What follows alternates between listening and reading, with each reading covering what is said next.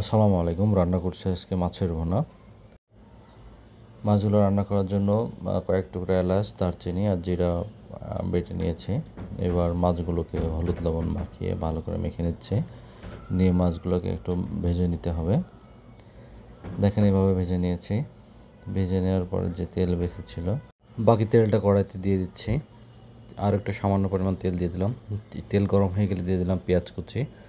পেঁয়াজ কুচিটা লাল লাল করে ভাজা হলে দিলাম আদা রসুন বাটা। আদা রসুন বাটাটা একটু ভালো করে কষিয়ে নিয়ে তার ভিতর দিয়ে দিচ্ছি সেই বেটে রাখা জিরা, গরম মশলা আর দারচিনিটা। এরপরে দিয়ে দিচ্ছি পরিমাণ মতো হলুদ আর দিয়ে দিচ্ছি মরিচের গুঁড়া। দিয়ে দিলাম এবার স্বাদ মতো লবণ। সবগুলো মশলা ভালোভাবে কষিয়ে নিচ্ছি। এবার দিয়ে দিচ্ছি পরিমাণ মতো পানি।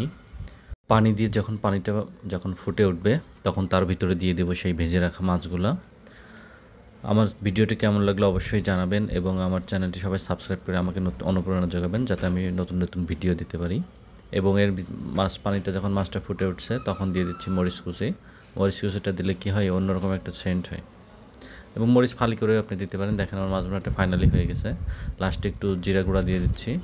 জিরা গুঁড়া দিলে অন্যরকম একটা সেন্ট হয়। ধন্যবাদ সবাইকে।